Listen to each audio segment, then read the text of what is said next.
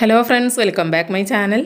അപ്പോൾ ഇന്ന് ഞാൻ വന്നിട്ടുള്ളത് വളരെ വ്യത്യസ്തമായിട്ടുള്ള രീതിയിലുള്ള ഒരു ഇഫ്താർ സ്നാക്കിൻ്റെ റെസിപ്പിയുമായിട്ടാണ്. നല്ല ടേസ്റ്റി ആയിട്ടുള്ള വളരെ ഡിഫറെൻ്റ് ആയിട്ടുള്ള ഒരു സ്നാക്കാണ് കേട്ടോ. അപ്പോൾ വളരെ സിമ്പിളാണ് ഉണ്ടാക്കാനായിട്ട്. എല്ലാവരും ഒന്ന് ട്രൈ ചെയ്ത് നോക്കുക. അപ്പോൾ റെസിപ്പിയിലോട്ട് പോകുന്നതിന് മുമ്പേ നിങ്ങൾ എൻ്റെ ചാനൽ ഇതുവരെ സബ്സ്ക്രൈബ് ചെയ്തിട്ടില്ലെങ്കിൽ ഒന്ന് സബ്സ്ക്രൈബ് ചെയ്ത് സപ്പോർട്ട് ചെയ്യണേ. അപ്പോൾ നമുക്ക് വീഡിയോയിലോട്ട് പോവാം. അപ്പോൾ ഇതിന് വേണ്ടിയിട്ട് ഞാനൊരു 4 കോഴിമുട്ട പുഴുങ്ങിയെടുത്തിട്ടുണ്ട്. അതൊന്നും ഇങ്ങനെ സെൻറ്ററൊന്ന് കട്ട് ചെയ്ത് കൊടുത്തിട്ടുണ്ട് കേട്ടോ. രണ്ടാക്കി കട്ട് ചെയ്ത് കൊടുത്തിട്ടുണ്ട്. ഇനി നമ്മൾ ഈ ഒരു മുട്ട ഉപയോഗിച്ചിട്ടാണ് ഈ സ്നാക്ക് ഉണ്ടാക്കുന്നത്. അപ്പോൾ അതിന് വേണ്ടിയിട്ട് ആദ്യം തന്നെ ഈ മുട്ടയുടെ മഞ്ഞ ഭാഗം നമ്മളൊന്ന് ഇതിൽ നിന്ന് വേർതിരിച്ചെടുക്കണം. ഒരു പാത്രത്തിലോട്ട് ഇട്ട് കൊടുക്കാം.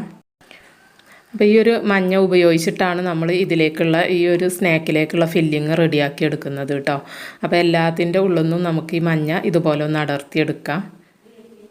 അപ്പോൾ എല്ലാം റിമൂവ് ചെയ്തെടുത്തിട്ടുണ്ട്. ഇനി നമുക്ക് ഇതിലോട്ട് ചേർത്ത് കൊടുക്കുന്നത് ഞാൻ ബീഫാണ് കേട്ടോ. അപ്പോൾ ഇതിന് പകരം ചിക്കനോ എന്ത് വേണമെങ്കിലും നമുക്ക് ചേർത്ത് കൊടുക്കാം.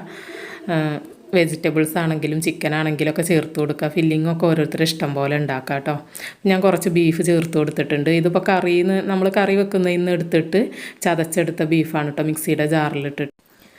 ഇനി ഒരു ചെറിയ സവാളയുടെ പകുതി, അതുപോലെ തന്നെ ഒരു ചെറിയ തക്കാളിയുടെ പകുതി, കുറച്ച് മല്ലിയില ഇതും കൂടെ അരിഞ്ഞിട്ട് ഇതിലോട്ട് ചേർത്ത് കൊടുക്കാം. അപ്പോൾ കുറച്ച് ചെറുതായിട്ട് അരിയാൻ ശ്രദ്ധിക്കുക കേട്ടോ, സവാളയും തക്കാളിയും ഒക്കെ. പിന്നെ ഇതിലോട്ട് കുറച്ച് ഉപ്പും കൂടെ ചേർത്ത് കൊടുക്കാം. നമ്മൾ ആൾറെഡി ബീഫിൽ ഉപ്പ് ചേർത്തിട്ടുണ്ടാവില്ല, അപ്പോൾ അതിനനുസരിച്ച് ഉപ്പ് ചേർത്ത് കൊടുക്കുക. പിന്നെ ഒരു 1/2 ടീസ്പൂൺ മുളക് പൊടി, ഒരു 1/2 ടീസ്പൂൺ ഗരം മസാല ഇതും കൂടെ ചേർത്ത് കൊടുക്കുക. ഞാൻ ഈ ഗരം മസാല 1/2 ടീസ്പൂൺ എന്ന് പറയുന്നത് ഒരു കുഞ്ഞു ടീസ്പൂണാണ് കേട്ടോ. സാധാരണ ടീസ്പൂണിൻ്റെ അളവിനാണ് 1/2 ടീസ്പൂൺ എന്ന് പറയുന്നത്. ഇനി ഇതെല്ലാം കൂടെ നന്നായിട്ട് കൈ ഉപയോഗിച്ചിട്ടൊന്ന് നമുക്ക് കുഴച്ചെടുക്കണം. നന്നായിട്ടൊന്ന് മിക്സ് ചെയ്തെടുക്കാം.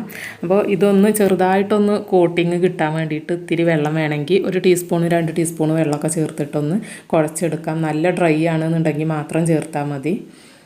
അല്ല, കുറച്ച് ലൂസിലാണെങ്കിൽ വെള്ളം ചേർക്കേണ്ട ആവശ്യമില്ല കേട്ടോ. അപ്പോൾ ഇതൊക്കെ ഇവിടെ കുഴച്ച് എടുത്തിട്ടുണ്ട്, നന്നായി മിക്സ് ചെയ്തെടുത്തിട്ടുണ്ട്. ഇനി നമ്മൾ ഈ ഒരു ഫില്ലിങ് കുറേശ്ശെ എടുത്തിട്ട് ഈ ഒരു മുട്ടയുടെ വെള്ളയുടെ ഉള്ളിൽ നമ്മൾ ആ ഒരു മഞ്ഞ റിമൂവ് ചെയ്ത സ്ഥലത്ത് ഇതൊന്ന് ഫില്ല് ചെയ്ത് കൊടുക്കാം.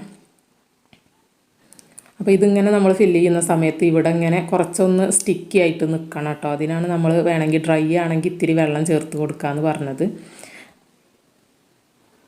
അപ്പോൾ ഇതുപോലെ നമുക്ക് ഈ മുട്ടകളൊക്കെ ഈ ഒരു ഫില്ലിങ് വെച്ചിട്ട് ചെയ്തെടുക്കാം. അപ്പോൾ കുറച്ച് നല്ല രീതിയിൽ തന്നെ ഫില്ലിങ് വെച്ച് കൊടുക്കുക കേട്ടോ, എങ്കിലേ നമ്മൾ സ്നാക്ക് കഴിക്കുമ്പോൾ ടേസ്റ്റ് ഉണ്ടാവുള്ളൂ. അപ്പോൾ എല്ലാം ഇവിടെ അങ്ങനെ ഫില്ലിങ് വെച്ച് റെഡിയാക്കി എടുത്തിട്ടുണ്ട്. ഇനി നമുക്കിതൊന്ന് ഫ്രൈ ചെയ്തെടുക്കണം. അപ്പോൾ ഫ്രൈ ചെയ്തെടുക്കുന്നതിന് മുമ്പേ നമുക്കിതൊന്ന് കോട്ട് ചെയ്തെടുക്കേണ്ടതുണ്ട്. അതിന് വേണ്ടിയിട്ട് മുട്ടയും ബ്രെഡ് ക്രംസും ആണ് കേട്ടോ ആവശ്യമുള്ളത്. അപ്പോൾ ഒരു മുട്ട ഒരു പാത്രത്തിൽ പൊട്ടിച്ചൊഴിച്ചിട്ട് നന്നായിട്ടൊന്ന് ബീറ്റ് ചെയ്ത് കൊടുക്കാം. പിന്നെ കുറച്ച് ബ്രെഡ് ക്രംസും കൂടെ ആവശ്യമുണ്ട്.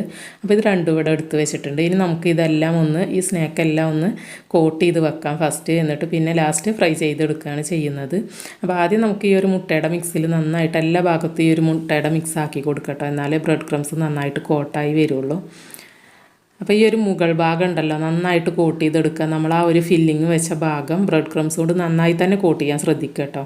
കാരണം ഇത് മുട്ട ആയതുകൊണ്ട് തന്നെ അതിൻ്റെ ആ ഒരു മഞ്ഞക്കരു അതിലുള്ളത് കൊണ്ട് തന്നെ എണ്ണയിലിടുന്ന സമയത്ത് ഒന്ന് പൊട്ടാൻ സാധ്യത ഉണ്ട് ചെറുതായിട്ട്. അപ്പോൾ അതുകൊണ്ട് നന്നായിട്ട് കോട്ട് ചെയ്തെടുത്തെങ്കിലുള്ളൂ പൊട്ടാതെ നല്ല ഇതിൽ നമുക്ക് ഈ ഒരു സ്നാക്ക് കിട്ടുള്ളൂ.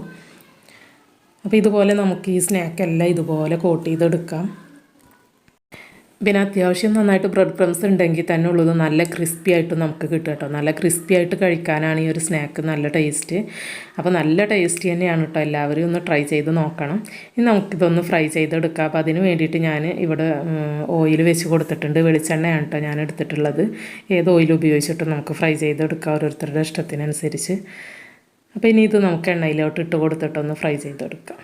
പിന്നെ ഇതിട്ട് കൊടുത്ത ഉടനെ തന്നെ ഇങ്ങനെ നന്നായിട്ട് കുത്തി ഇളക്കാതിരിക്കുക കേട്ടോ. അതിൻ്റെ മുകളിൽ ആ ഒരു കോട്ടിങ് ഒന്ന് എണ്ണയിൽ കടന്നിട്ടൊന്ന് അതിൽ ഫ്രൈ ആയി വരുന്നത് വരെ ഒന്ന് വെയിറ്റ് ചെയ്യുക. എന്നിട്ട് മാത്രം ഇളക്കി കൊടുക്കാൻ ശ്രദ്ധിക്കുക.